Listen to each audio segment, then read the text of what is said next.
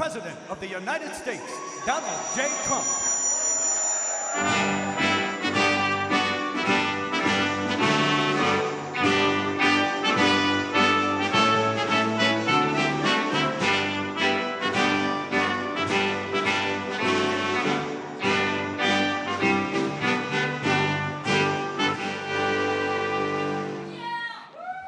Well, thank you very much.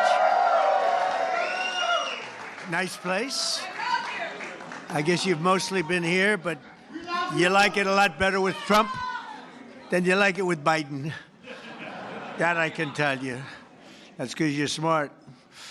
Well, I'm thrilled to welcome so many good friends to the White House as we celebrate the third night of Hanukkah. Right? Third night.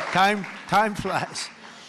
Let me take a moment to send the love and prayers to our entire nation, to the people of Australia, and especially all those affected by the horrific and anti-Semitic terrorist attack, and that's exactly what it is, anti-Semitic,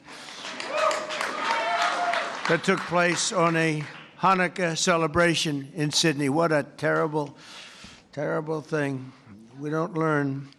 We're joined in mourning all of those who were killed, and we're praying for the swift recovery of the wounded. Some are very horrifically wounded, as you probably know. All nations must stand together against the evil forces of radical Islamic terrorism, and we're doing that. Joining us tonight, our Commerce Secretary Howard Lutnick is doing a fantastic job. Representatives Paul Gosar, David Kutzoff, Claudia Tenney, Ronnie Jackson, he was my White House doctor. Ronnie was asked, who is the healthiest of all? Was it Barack Hussein Obama? Was it Sleepy Joe Biden? Or was it Donald Trump? And he said Trump was by far the healthiest. He was the doctor for all three of us, and he said Trump was by far the healthiest. I love him. If he didn't say that, I would have never have talked to him again. Where is Ronnie? Is he here? Ronnie Jackson, what a great legend. Josh Gottheimer is here. Mr. Salt is here, Mike Lawler. He's the only guy could have gotten that for New York.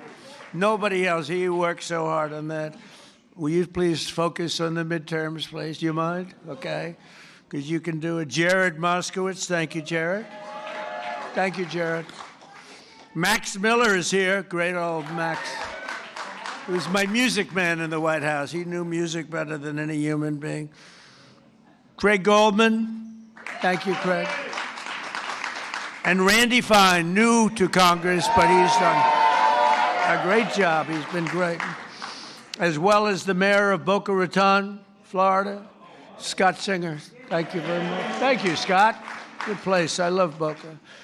National Chairman of the Republican Jewish Committee, Norm Coleman.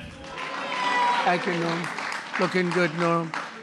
CEO of the Republican Jewish Coalition, Matt Brooks. He says Trump is the greatest president we've ever had, so I like him. I'll take Matt any day. Thank you, Matt. CEO of the Israeli-American Council, Ellen Carr. Thank you. We have a man. I have to take a little time. Because every Saturday night, used to be Sunday, then he did so well that they put him on Saturday too, Saturday night. Do you know who I'm talking about? Because there's only one has Saturday and Sunday. And Saturday is considered Death Valley, but it's not death because of ratings. Nobody gets good ratings. Although actually my daughter-in-law is doing well, and you always did well. The great one, Mark Levin. And much more importantly, his much more brilliant wife. Where are you? There you are. Would you come on up here, both of you? Get up here. Get up here. Look, every Saturday, every Sunday, I'm forced to watch television to listen to this guy talk about how frickin' great I am. Because he does like Trump. There's no question about it. Come on up here, Mark. Get up here. Come on up. What a beautiful couple. Did you get lucky? If you weren't a genius, you wouldn't have a wife like this. Mark, say a couple of words. Come here, darling.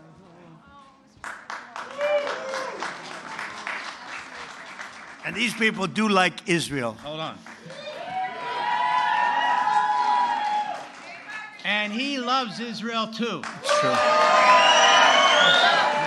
seconds. Just 2 seconds. 6 years ago, I was up here, and I said, "This is our first Jewish president." Now he's the first Jewish president to serve two not consecutive presidencies. We thank you for everything. That's right. Bad things happened on the second one. Namely, the election was rigged. And we found out, and you see that happening. But, and you are the greatest president. Thank you very much. And God bless you. I miss you. I miss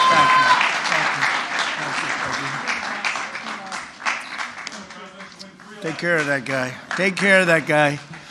No, he's so great. Thank you, Mark, for both being here. You both really are amazing.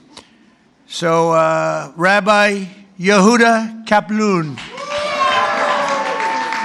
Thank you, Rabbi. Oh, no. Sid Rosenberg. There he is. Sid. Do you want to come up here, Sid? Mark, should I let Sid come up, Mark? I think so. Come on, Sid.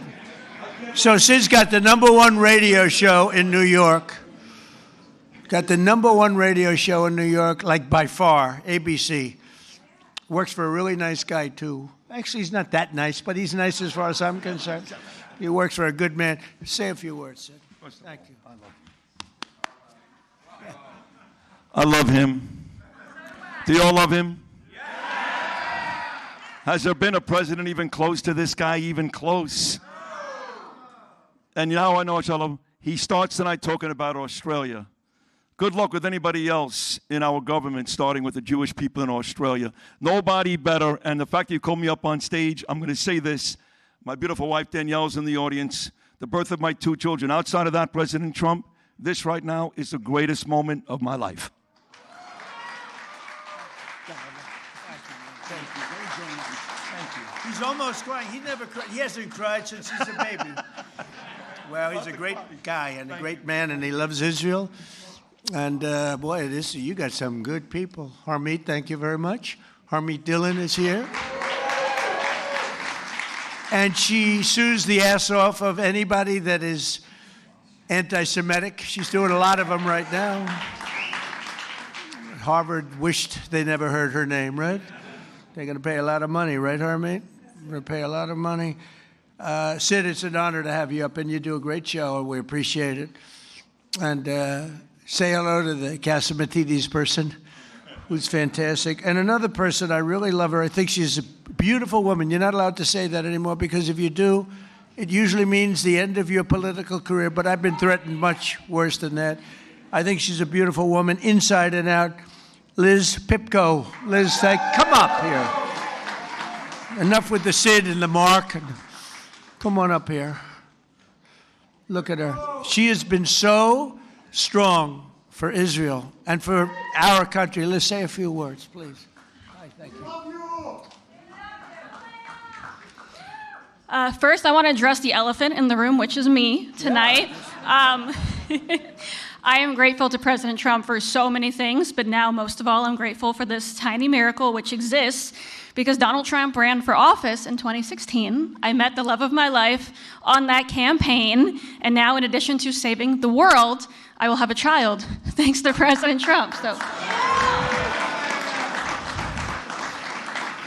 And much more importantly, the Jewish people have been through a lot, of course, the last few years, last weekend, and I just hope on this holiday of miracles, we realize what a miracle it is to be in the greatest country on the face of the earth, in the most beautiful building, and with the greatest president this world has ever seen.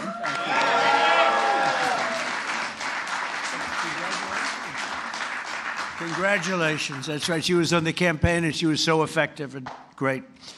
And we always have to remember the ones that have been great in good times and bad. That's why Mark and the people I introduce, because I don't introduce them when they're just sort of good. When they're good, everyone's good. The day after I won the election, they were all, "Sir, I just want to tell you, you're the greatest person I've ever seen. Thank you, sir. I'd love to have dinner sometime. Where have you been for the last 2 years?" We have a lot of those people, mostly those. Jason, how are you, Jason? Jason Greenblatt. Do you know Jason Greenblatt? He worked for me for years. He's a great lawyer. Then he made a lot of money, and he said, I'm getting out. And you focused on Israel, right? That was the focus. He says, I love Israel. I just want to focus on Israel. It's good to see you, Dave. I haven't seen you in a long time, but he was a great lawyer. Here's another great lawyer, David. Good to have you here. Good to have you here, David. And we have another person that's a very special person. She received the Presidential Medal of Freedom. She is a beautiful woman, actually, in my opinion. Another one. That's 2 reasons now. And third, by the way, Mark, we have 3 reasons, Mark, because your wife is incredible, always, from day one. But I think it's okay if we ask Miriam Adelson. Do you want to come up, Miriam? Come up here, Miriam. Miriam gave my campaign, indirectly and directly, $250 million. She was number 1. When somebody can give you $250 million, I think that we should give her the opportunity to say hello. And Miriam, make it quick, because $250 million is not what it used to be. Okay? Hello, darling. Come in. Incredible woman with a great husband, a man that loved Israel. Well, Mr. President, when you were in the Israeli parliament and you gave a speech and you saw me from far away, at that time I came with a scooter to the parliament just to hear you. I wanted to hear you alive. And then you say, Miriam Adelson, and I stood for a second, but it was so painful, so I said. Then you screamed, Miriam, stand up! And I wish you would have known, but I stood up and heard all your compliment, and thank you very much. I saw you back there standing. Yeah, you saw me. She stood Thank up you. bravely. And now I met Alan Dershowitz, and he said the legal thing about 4 more years, and I said, Alan, I agree with you, so we can do it. Think about it. Alan's here someplace. Where's Alan? Alan is here? Oh, he had a flight. Alan is here? Think about it. Thank you. Maybe I will be the first one who told you, or second. Yeah. She said, think about it. I'll give you another $250 million. I will give. But her husband, Sheldon, was an amazing guy, and he'd come up to the office, and there was nobody more aggressive than Sheldon. I think I spent more time with him and you, because you usually came up together, but he'd call and say, can I come over, please? I say, Sheldon, I'm President of the United States. It doesn't work that way anymore. It's like maybe tomorrow. How about tomorrow? No, please, just for a little while. And he'd always say 10 minutes. It turned out to be about an hour and a half, right? And what he did is he fought for Israel. That's all he really fought for. He just wanted to take care of Israel. So he was a great guy. He was a fantastic man, and he loved you so much. He couldn't see straight. So good. Thank you, darling. Be careful. Be careful. We don't want her falling. You know, when you fall, it's not good for politics. We had a man that fell a lot. I don't want to talk too much because I'll have my day, I'm sure, you know. They're waiting, the press. See all that press back there? They're waiting. Oh, would they like to see Trump trip off the stage? I would never live it down. But anyway, it's so, and we have so many friends. I can't mention everybody, but we have so many friends. Hello, my man. How are you? Boy, we have good people here tonight, huh? This is the A-list. This is the A-list of any list. But it's an honor to have you all. It really is. What you've done and what you've gone through is incredible. And as a people, there's never been anything like it. You know, I told Bibi, I said, you know, it's amazing what you've done. Because when you look at the Middle East, you take a map of the Middle East, I said, the land is so small. It's so tiny. It's like hard to believe what you've been able to do. Now, it helped the B-2 bombers that we sent in to wipe out the... We gave them a lot of help. It helped when we were shooting all those drones down from jet fighters. Don't ever let anyone tell you a drone is better than a jet fighter. A drone's very nice. But when you have F-22s circling around them like there's nothing, just shooting the crap out of them out of the air. Don't let anyone convince you that a drone is better than an F-22 or an F-35 or any of that stuff. But they're nice. They're nice. But we had our fighters shooting the hell out of 2,000 drones were launched at Israel, and they were just knocking them out. The only problem, on occasion, they'd run out of bullets. But every one of them took out a drone, and we did a great job. And then we did the best job of all, is we knocked out the Iran nuclear power. And they would have had that, and within a month, I think they would have been a much different story. Would have been talking from a much different place. But the story of Hanukkah began more than 2,000 years ago in ancient Jerusalem, when the oppressive tyrant, and they were really oppressive, tried. By the way, a lot of things don't change so much.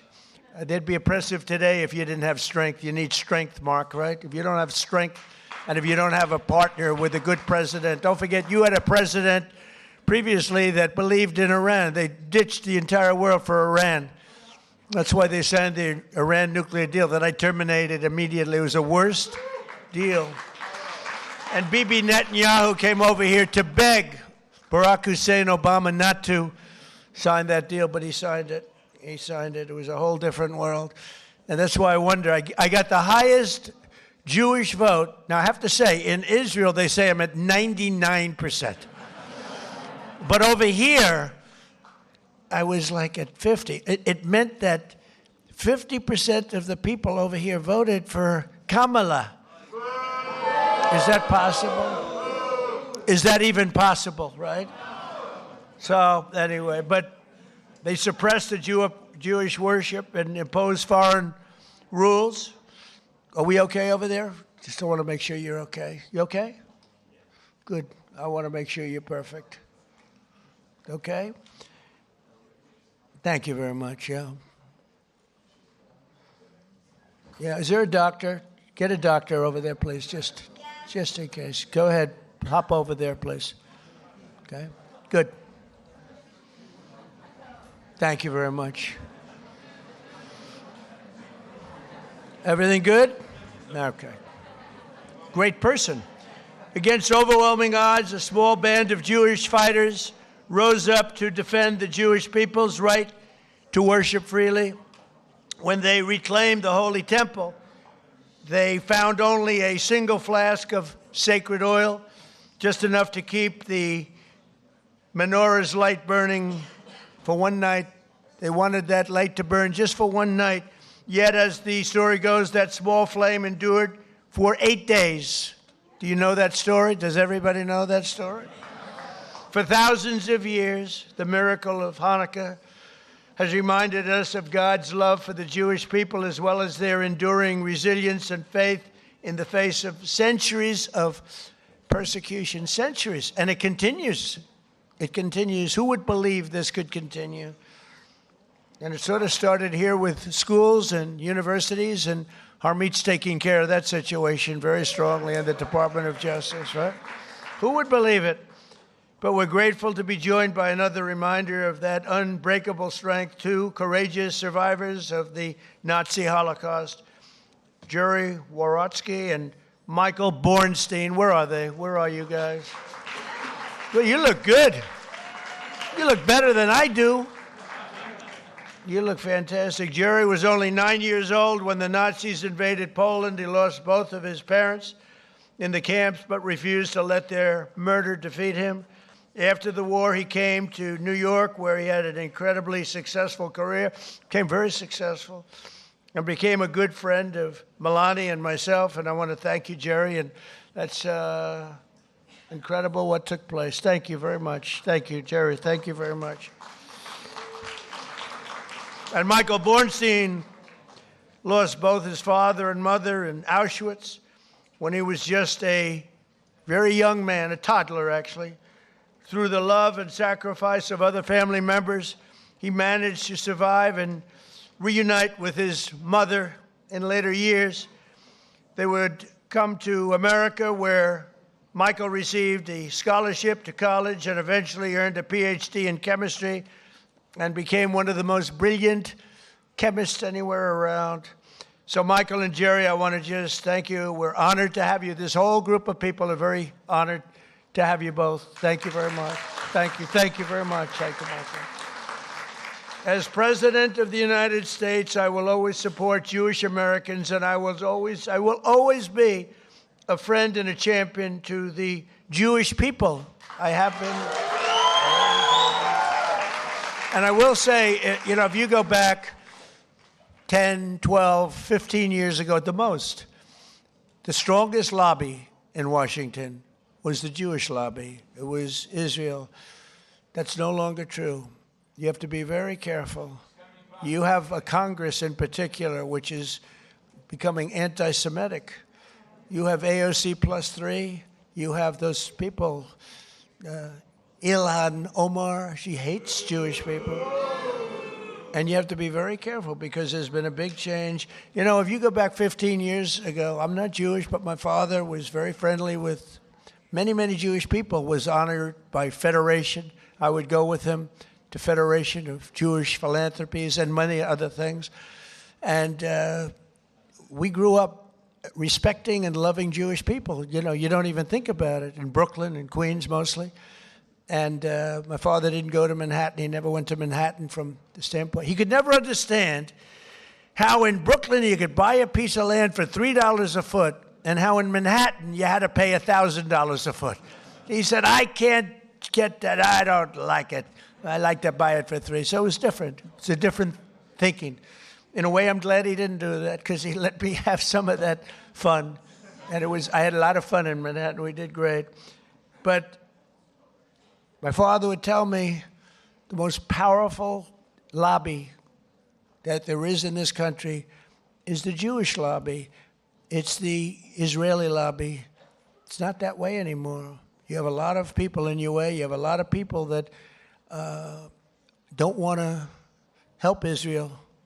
You have a lot of people in Congress that don't like Israel. You have a lot of people in Congress that, in a way, I think, Mike, we could say it, right? You're there. You're doing an amazing job, Mike Lawler. They hate Israel. They hate Israel. And if you would have told me 15 years ago that that was possible, Jason, I would have said, there's no way. There's no way that's possible. But it's happening. And obviously, it's getting progressively worse. Less so in the Senate, but the Senate's starting also. You get glimmers, you know, when I'm in the back rooms talking to people, you get glimmers of statements that you say, whoa, where did that come from? So we have to be, Sid, we have to be very careful because bad things are happening. And then you see what goes on in Australia or October 7th. How about October 7th? And then you have people that deny it ever happened. How about the people that deny, like they deny the Holocaust, but, you know, you figure, well, that's just many years. Well, October 7th is not many years at all. And you have people that deny October. I saw tape that I wish I never saw it, actually. I wish I never saw it. I got to see tape that some of you got to see, but as president, I got to see things I wish I never saw. But there's no denying it. But then they'll say, oh, the tape was a rigged tape. It was a tape that never existed. They made it up. It's just propaganda. I don't know if they believe it. I don't think they believe it, but you have to be very, very careful. Bad things are happening, and we're not going to let that happen. While I'm president and the DOJ and Harmeet, we're not going to let it happen. But please be vigilant and careful because you have some bad people that are now in Congress that were unthinkable to be in Congress 12, 13, 14 years ago, 15 years ago. Within days of taking office, I signed a historic executive order to combat the vile scourge of anti-Semitism, as you know. It's the strongest executive order of its kind ever signed. And we're also mobilizing federal resources to protect Jewish students and faculty. The faculty is under siege. The students are under siege. When you look at Columbia, you look at Harvard, you look at some of these schools, what's going on. But the faculty on campuses across America and are deporting foreign jihadist sympathizers and terrorist supporters at record levels. We're deporting them. We're not putting them in jails. We're deporting them. I terminated the disastrous Iran nuclear deal. And this summer, We obliterated Iran's nuclear program like nobody's ever seen. And even that, CNN fake news, they're back there. The camera's roaring. The light will go off in any second now. They hate when I mention their name because they know it's only bad because they're crooked as hell. They're fake news, you know, the term. I think it's one of my better terms, Sid, right? I don't think anybody takes it away. We have some good ones, Pocahontas, but I think fake news is probably pretty good. The only problem is it's actually not strong enough. You know, fake, it's crooked, corrupt, disgusting news, but we'll have to do with fake. But fake isn't strong enough. That's the only problem. It's actually, I wish I could come up with a word that's really more powerful than fake, but fake is good enough. But CNN with the attack on Iran, they said, well, I used the word we obliterated them. You know why? Because the pilots told me they know better than anybody, and the pilots told everything, and then we had visuals. And these pilots are coming back after having endured the most dangerous ride. I said, did you guys, I had them all to the Oval Office. After 2 weeks after the attack, I had them all. I had the pilots, and I had the people that maintained the planes. I had the people that fly the tankers. We had 52 tankers because we had the 7 major planes. We also had 4 planes flying of the B-2, flying in different directions. Iran didn't know what the hell was happening. But we had a whole force of F-22s, most beautiful fighter jet ever made, most powerful fighter jet ever made. And F-35's a brand new one. And they're stealth. Believe me, they're stealth because they went into Iranian airspace and Iran never saw anything. And it was, think of this, 2 o'clock in the morning. It was dark at night. There was no moon at all, no light, no nothing. And every single bomb went right down those air shafts into granite mountains, right down those air shafts. At 2 o'clock in the morning with no vision, every single bomb hit its target. And CNN said on the way back, they were on the way, they hadn't even landed yet, well, maybe the attack wasn't that bad. Because I used the word obliteration. I turned out to be right. The Atomic Energy Commission shortly thereafter said it was total obliteration. Iran actually said it was total obliteration. In fact, they said, touchdown, yeah, it was a touchdown. But it was amazing. And we've never had an apology from CNN, So you have fake news against you, fake news. And I didn't fight for you. I wasn't fighting for you there. I was fighting for those pilots that were so brave to go there. When they came into the Oval Office, I said, you can't seriously enjoy this. They said, sir, we enjoy every minute of it. We were practicing this and the predecessors. We were practicing for 22 years, they said. For 22 years they were practicing. And no president had the courage to let them go and do that. They wanted to do it for 22 years. And the predecessors mean the young pilots at the time. But for 22 years, 3 times a year, they were practicing that run. And I'm the one that said, let's go get them, let's do it. And if we didn't, and they thanked me.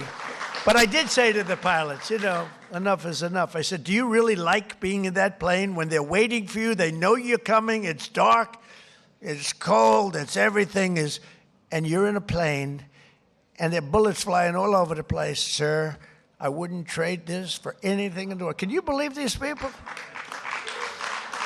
And I love you people, but I'm not getting in that plane. I love you guys, but these people are unbelievable. The talent they have, the way they can fly those things, the way they can aim it at a target in the dark of night, the darkest you've ever seen. They wanted to be as dark as possible. They didn't want anything. And the only time anybody could see those planes was when those bomb chutes open up, because it becomes totally unstealth when it goes. I explained that to Mark Levin once. You're going in, you go like this, and as soon as it goes like this, for some reason, the plane is totally visible, not good.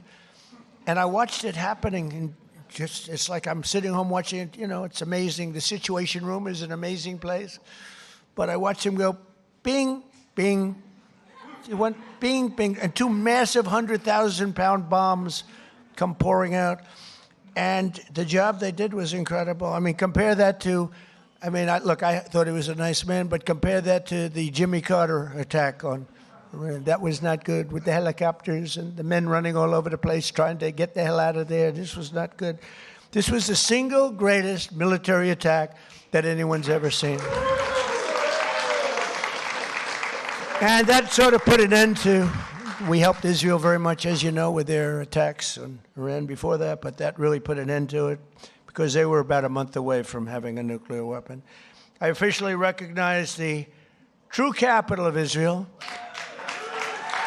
and opened the American embassy in Jerusalem. Is Julie good?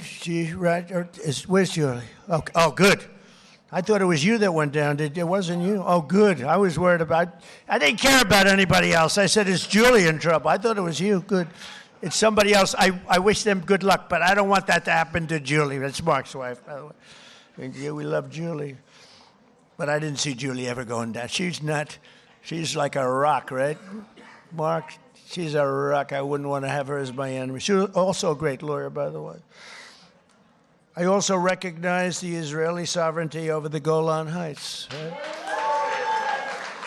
And that's one they didn't even ask me. Even Sheldon, who was the most aggressive human being there is in the entire world, this incredible woman, although she had total control. He was aggressive with everybody, but Miriam, he would play games with Miriam, but he was actually a sweetheart. But he never even asked me about the Golan Heights because he said, that's a step too far. I actually gave it because I called up. I heard so much about Golan Heights. From Jason Greenblatt, I heard it, from so many people. And I actually asked David Friedman. I said, he was the ambassador at the time, good guy. He said, and by the way, Mike Huckabee's doing a great job now. Two good ones, two very good ones. But I asked David Friedman, I don't know if David's here, but I asked him because he is so Israel-oriented. I mean, he's great. I said, David, tell me about Golan Heights in 5 minutes or less. You know, I'm taking in like 1,000 years of history in 5 minutes. I said, give it to me in 5 minutes or less. And after about 2 minutes, I said, I understand.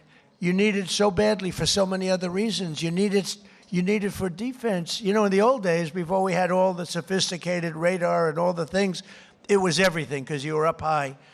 But I learned enough, and I signed the Golan Heights, the rights to the Golan Heights over to Israel. Nobody thought that was possible to get. They've been working on it for 70 years, Mark. 70 years. You know, planes would fly into places that have meetings that would last 2-3 days. All they talked about was the Golan Heights, right, Jason? And nobody ever did anything. But I did it, and we did it quickly. And I say, good luck to you. Then I found out the value of it, trillions of dollars. It could be worth, if you think, trillions of dollars. I said, maybe I should have asked him for something. But with Jared Kushner's help, Jared has been a great fan of Israel, the Kushner family. And by the way, how good is Steve Witkoff doing, right? You know, I got Steve involved in Russia, Ukraine, and the Middle East. Bottom line, we have legitimate peace in the Middle East. You know, you may have a little outbreak every once, but we have 59 countries all signed on. They'll do whatever is necessary. And Hamas, say what you want.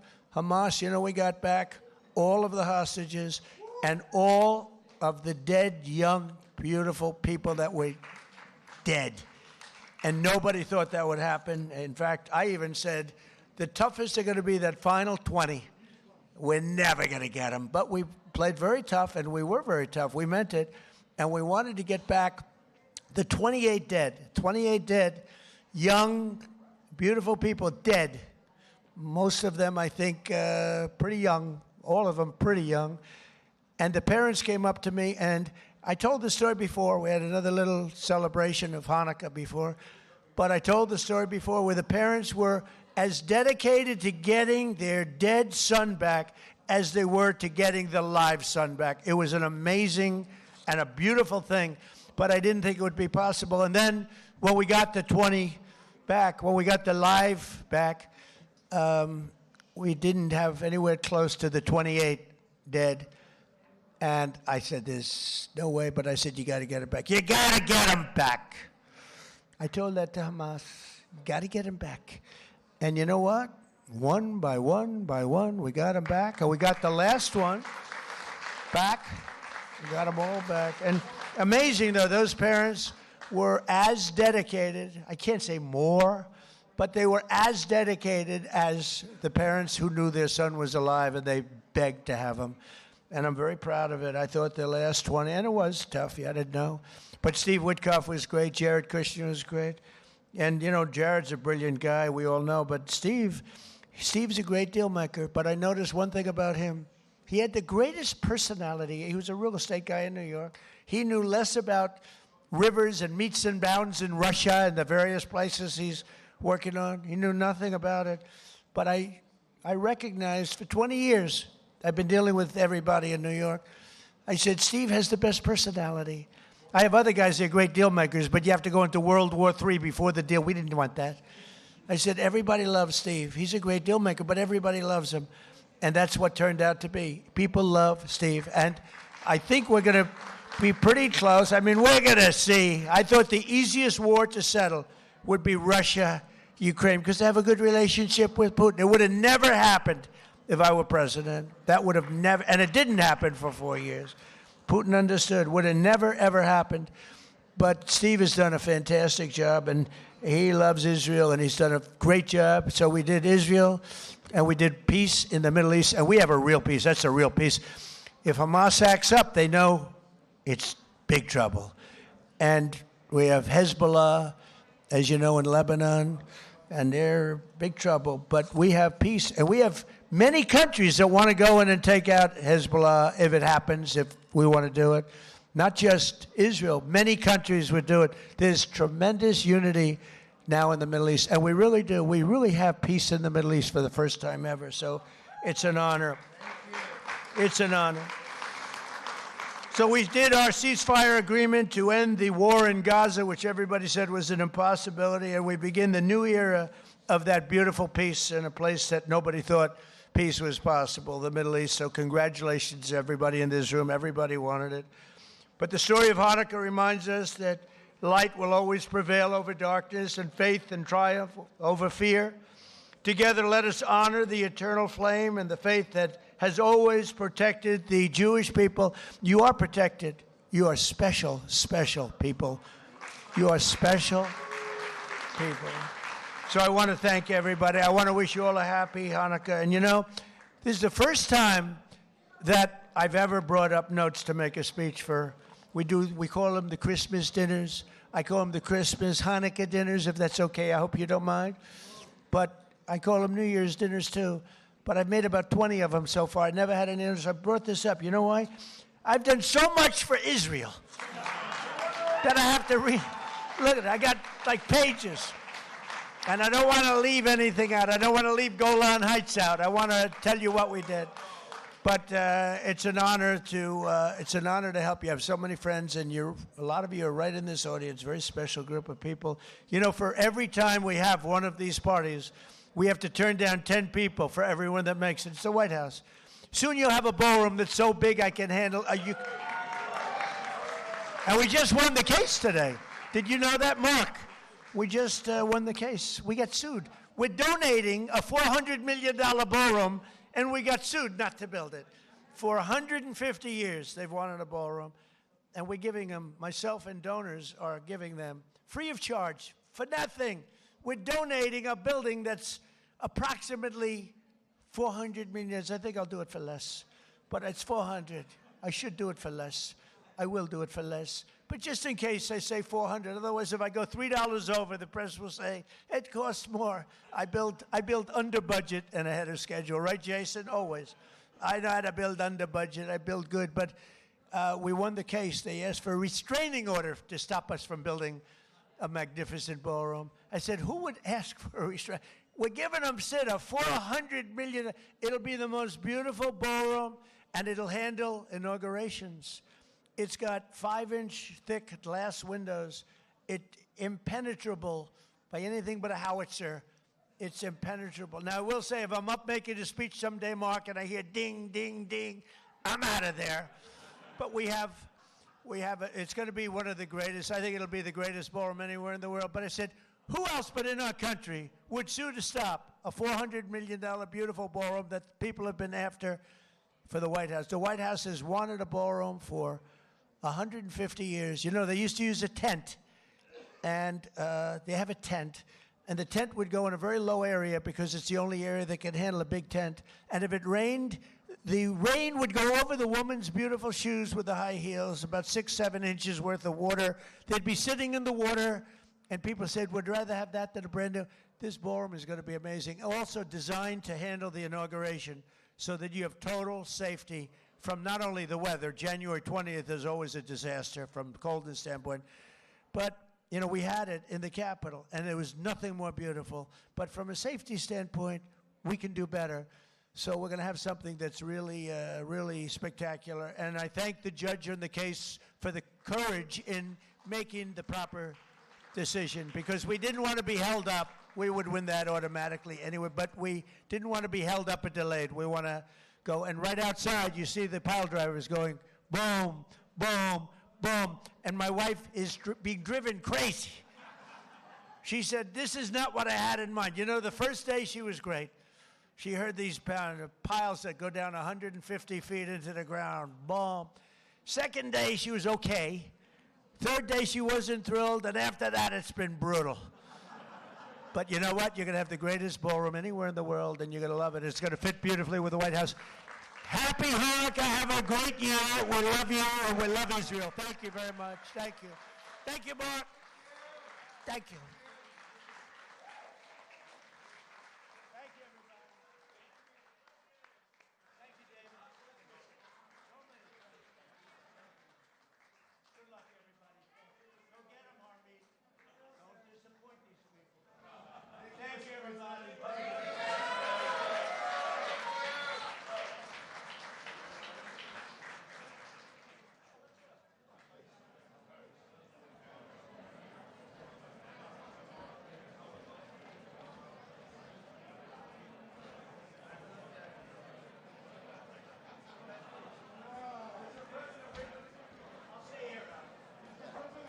Read the prayers into the mic.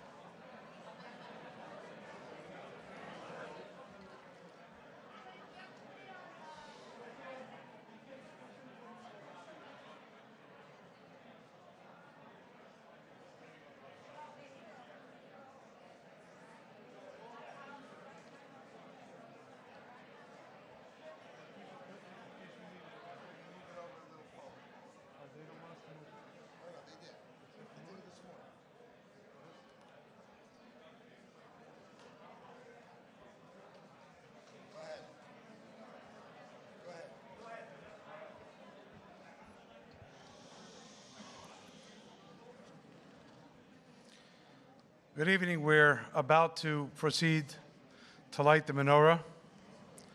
Mr. President, you know that I'm Jewish. You know that I'm American. You heard? Yeah. You know that I'm American, but you may not know that a very large part of my family lives in Australia. And that includes some of those who had escaped the attack and some who didn't. And all I can say is, listening to them on the other side of the world speak about you, you don't just express solidarity, you practice solidarity with the Jewish people.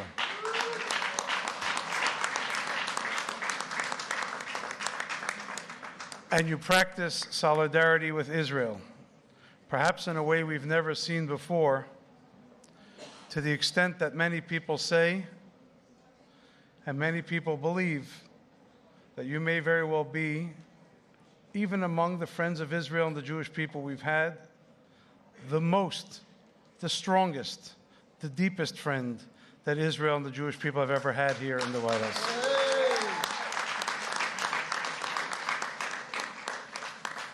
That's not to negate anything anyone has done for us, but just to tell you how so many people feel about you.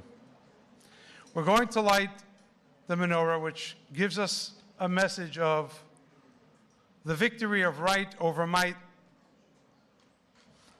of justice over tyranny, of light over darkness. And it is especially in this time when the Jewish people has so much of a burden that we need this light. We need this strength, not only from each other, but from you, Mr. President, who constantly remind the world that even if they all turn against us, God forbid, you never will.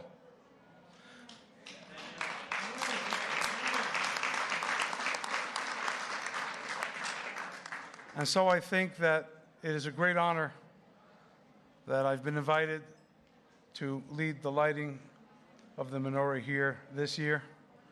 And I want to wish you and your family good health and happiness, strength and safety to our troops, serving stateside and abroad. May God bless America. May God bless Israel. May God bless the Jewish people. Thank you.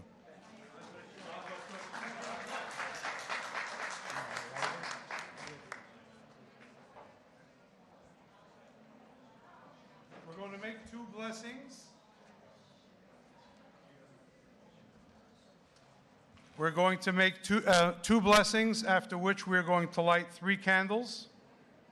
And then all those who know the words can join us in Ma'oz Tzur. Please join if you know the words and the tune.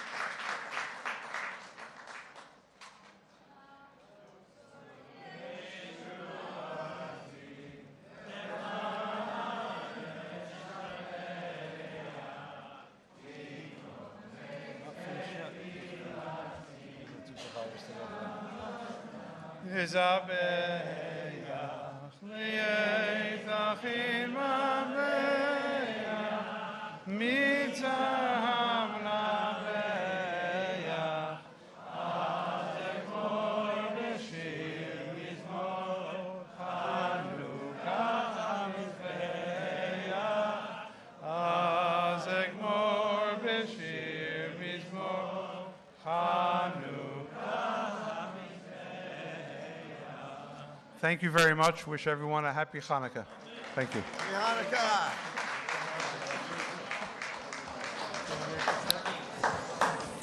Hello, everyone. So I'm Howard Lutnick, and I am proud to serve as the Secretary of Commerce for President Trump. President Trump, from the campaign trail and every day since, has been committed to the Jewish people and to Israel. And I told everyone on the campaign trail that President Trump would be the best friend in the White House the Jews and Israel has ever had, and he has delivered exactly that, exactly that. He speaks with moral clarity. When the fake news would come at him and say Israel and the IDF were committing genocide, each and every time he came at the media, at the fake news, and said, no, it was October 7th when they murdered, they raped, and they killed babies. He made it crystal clear each and every time, and that is why I love serving in the administration of Donald J. Trump, the greatest president ever. Thank you. Happy Hanukkah, everyone.